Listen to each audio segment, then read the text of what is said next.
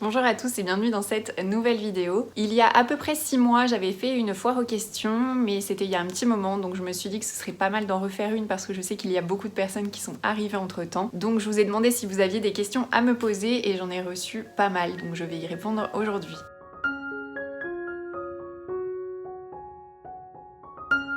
La première question que j'ai reçue, c'est est-ce que tu joues toujours aux Sims? Non, je ne joue plus en ce moment. En général, je vais jouer de manière très intense pendant 2-3 mois et après je vais arrêter pendant 2-3 ans et ça va revenir.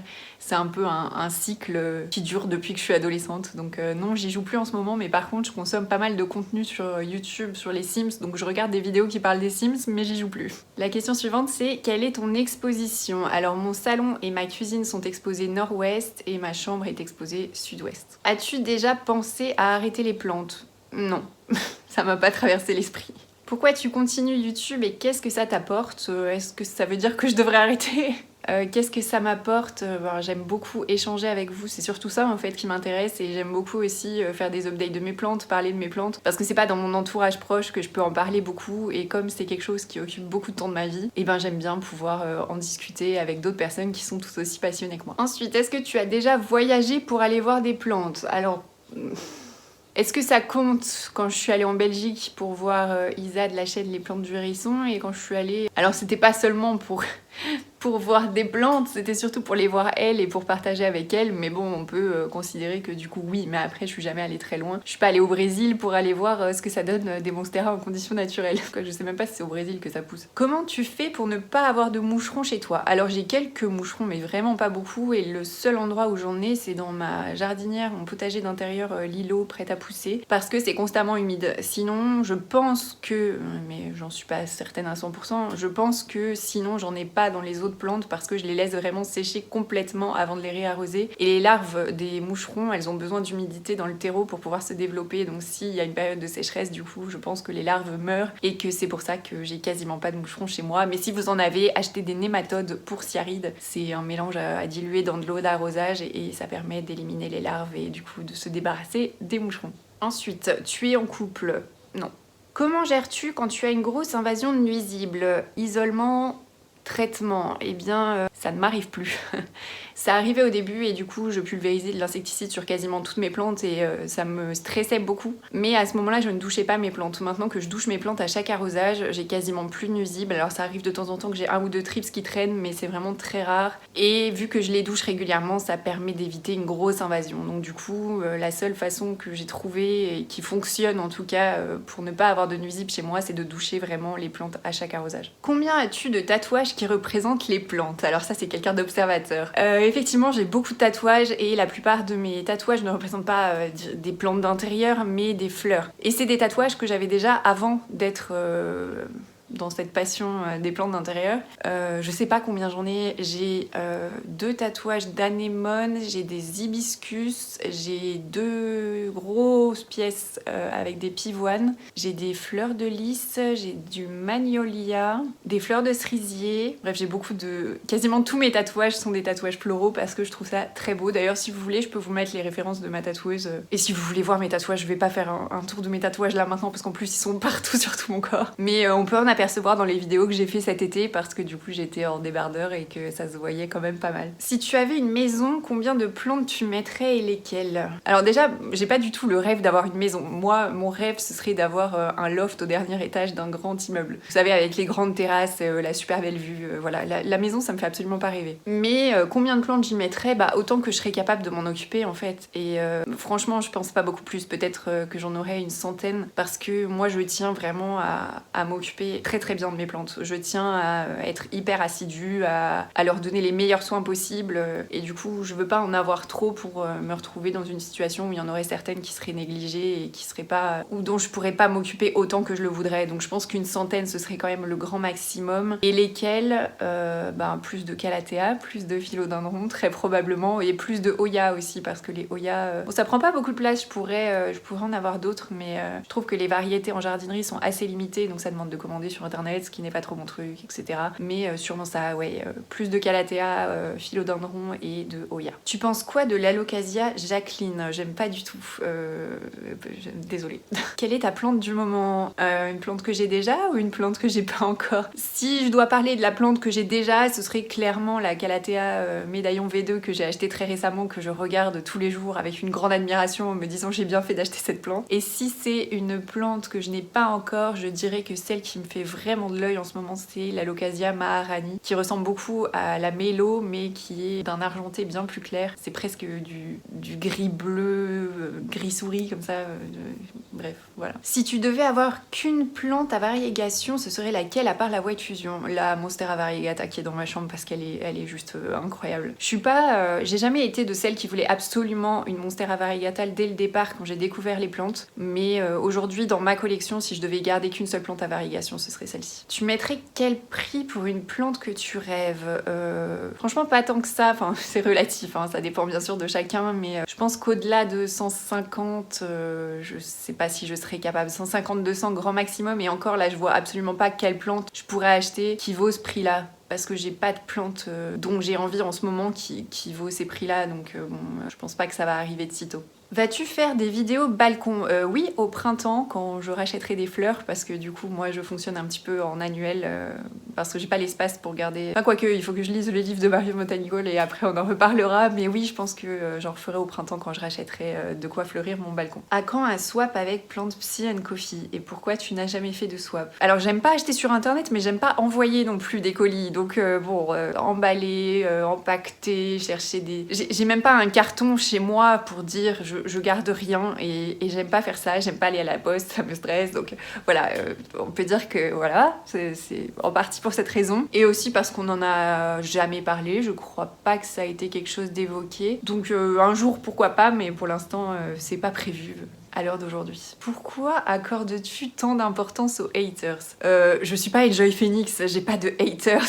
J'ai juste des personnes qui parfois manquent un petit peu de tact et le pire c'est que je pense qu'ils ne s'en rendent même pas compte parce qu'ils se sentent pas concernés quand je dis que c'est désagréable, ou en tout cas ils comprennent pas pourquoi ça l'est. Pourquoi est-ce que j'y accorde tant d'importance? J'ai l'impression que c'est un peu une question rhétorique du style tu devrais pas, mais j'y accorde beaucoup d'importance parce que je suis humaine, que je suis très sensible et que je trouve que c'est quelque chose d'assez facile à dire quand on n'est pas soi-même exposé sur les réseaux sociaux et exposé à des critiques gratuites, parce que c'est des choses qui n'arriveraient pas dans la vie de tous les jours. Quand on est au travail, quand on est dans la rue, il n'y a jamais personne qui va venir et qui va nous faire gratuitement une remarque désagréable. Donc je pense que quand on n'y est pas confronté, on peut pas trop comprendre l'effet que ça fait. Et aussi parce que moi-même je sais que avant d'être sur YouTube, j'avais tendance à me dire mais pourquoi les youtubeurs en font tout un drame, pourquoi ils exposent ça, pourquoi juste ils s'en fichent pas, mais parce que ça touche vraiment à la confiance en soi, ça touche, ça dénigre un peu notre travail et le temps qu'on y passe, donc bon, voilà, c'est pour ça, et puis parce que en fait on est humain et que personne ne mérite ça, et que moi j'aime pas qu'on dise c'est le jeu des réseaux sociaux. Non, c'est pas le jeu, c'est juste des gens qui sont mal éduqués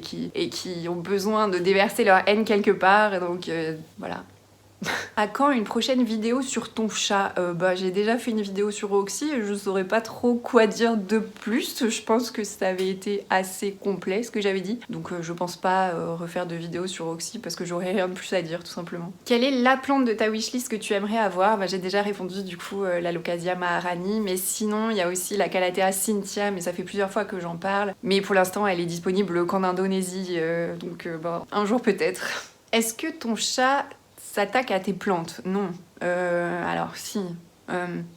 Probablement moins que ce qu'on s'attend. Enfin, comment je peux répondre à ça? Disons que non, elle s'en occupe pas forcément, elle ne s'intéresse pas du tout aux plantes qu'il y a dans l'appartement, elle essaye pas forcément de les manger parce qu'elle a besoin de se purger ou quoi que ce soit, comme les chats qui vont manger de l'herbe dehors. Mais quand elle est en manque d'attention parce que je suis très occupée et que je viens pas la voir si elle miaule, elle peut croquer une plante, mais c'est plus pour attirer mon attention que parce qu'elle a envie de les manger et parce que ça l'attire de jouer avec ou ce genre de choses. Donc non, du coup elle s'attaque pas aux plantes, elle a dû grignoter une ou deux feuilles par-ci par-là, mais rien de dramatique, elle va pas les déterrer, elle va pas détruire toute la plante, elle va pas les faire tomber ou quoi que ce soit, donc non, je suis plutôt chanceuse là-dessus.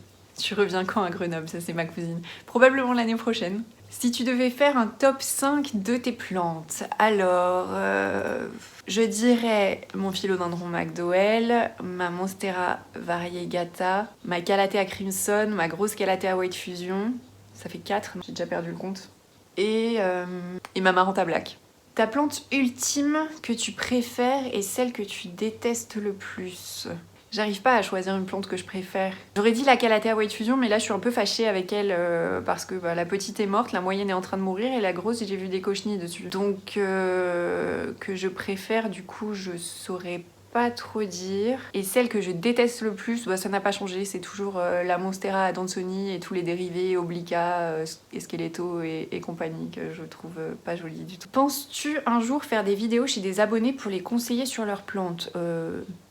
Il faudrait réfléchir à l'idée, mais en soi, je considère pas que je sois le génie des plantes ou que je sois assez légitime pour aller donner des conseils à d'autres personnes qui ont des plantes. Alors quelqu'un qui débute complètement, qui a jamais eu de plante de sa vie et qui pense qu'il a pas la main verte et que... Enfin bref, vous avez compris l'idée. Là, pourquoi pas, pour expliquer les bases, mais sinon quelqu'un qui a déjà des plantes, je pense que je serais pas plus qualifiée pour dire ce qu'il faut faire que quelqu'un d'autre. Et puis ça dépend de plein de choses, ça dépend de l'exposition, ça dépend de l'humidité, ça dépend de la température, ça dépend d'énormément de facteurs sur lesquels je peux pas jouer. Moi, je sais m'occuper des plantes qui sont chez moi, je sais pas forcément m'occuper des plantes chez les autres, donc non, je pense pas. Vois-tu une vraie différence sur tes Calathea depuis que tu les as passées en ponne? Je pense que j'ai pas assez de recul là-dessus. Alors j'ai fait un update il y a pas très longtemps sur toutes les plantes que j'ai en ponne pour montrer un peu si elles vont bien ou pas et comment elles ont réagi au rempotage, à la transition. Mais je pense qu'il faudrait au moins attendre 1 an avant de pouvoir tirer des vraies conclusions. Alors actuellement, elles vont toutes bien, celles qui sont en ponne, mais sur le long terme, je sais pas.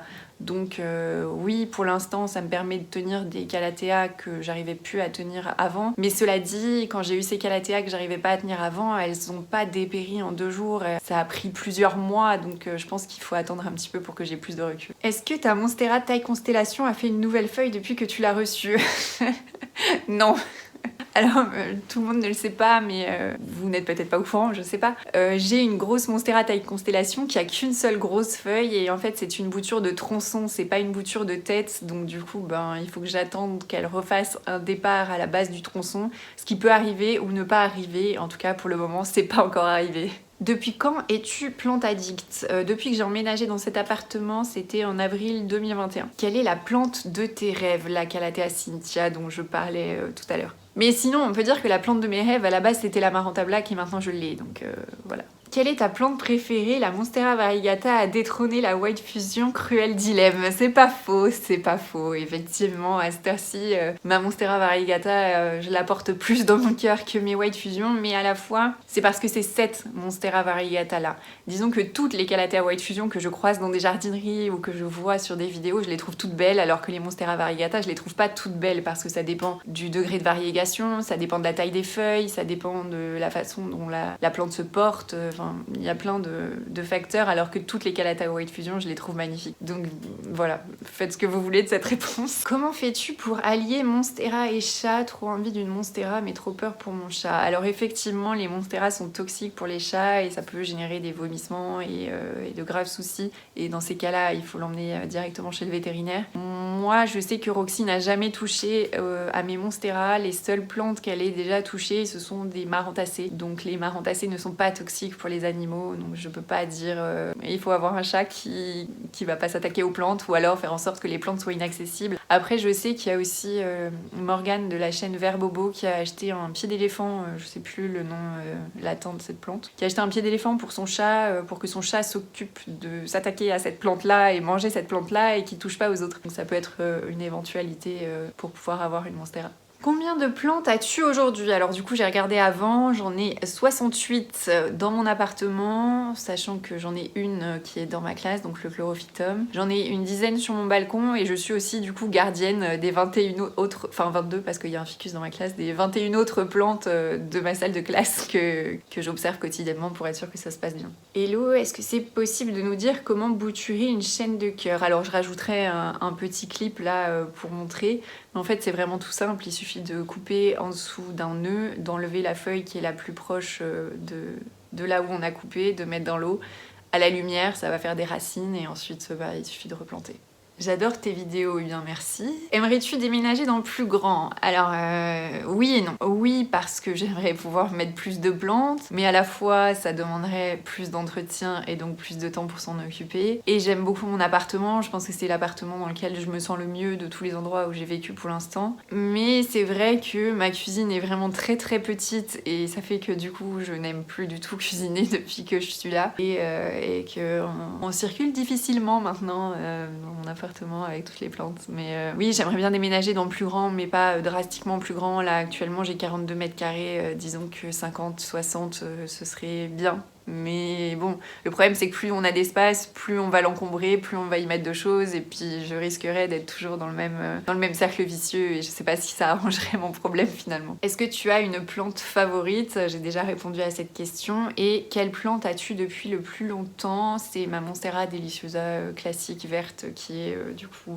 de ce côté-là que vous pouvez voir dans le fond de mes autres vidéos. Du coup, le radiateur sous tes fenêtres est-il allumé? Pas de souci avec certaines plantes proches. Alors oui, mes radiateurs sont tous allumés. Moi je fonctionne avec un thermostat donc je ne règle pas, je peux peut-être, mais je ne règle pas mes radiateurs. Disons que c'est le principe d'un thermostat, mais du coup la chaudière s'enclenche dès qu'il fait moins de 20 degrés. Et oui, tous mes radiateurs sont en fonctionnement et oui, il y a beaucoup de plantes qui sont juste à côté de mes radiateurs, notamment mon Ficus tineke qui est quand même une plante supposée être sensible à tout ce qui est chauffage, courant d'air, etc. Il le vit pas mal apparemment. Moi je pense que le problème des radiateurs n'est pas tellement le fait qu'ils émettent de la chaleur, alors ça peut brûler certains feuillages, mais c'est surtout le fait que ça assèche l'air. Donc si on a un taux d'humidité dans l'appartement qui est assez important, je pense qu'avoir les radiateurs allumés n'est pas tant un problème que ça. Après les miens ne sont jamais brûlants, parce que du coup le thermostat s'enclenche dès qu'on descend, je crois en dessous de 19, donc il est jamais brûlant le radiateur. Donc ça doit dépendre des logements et c'est sûrement pas pareil chez les autres que chez moi, mais en tout cas chez moi ça ne pose aucun problème. Et voilà, c'est tout pour cette foire aux questions. J'espère que ça vous aura intéressé et que ça vous aura plu et je vous dis à bientôt pour une prochaine vidéo. Salut!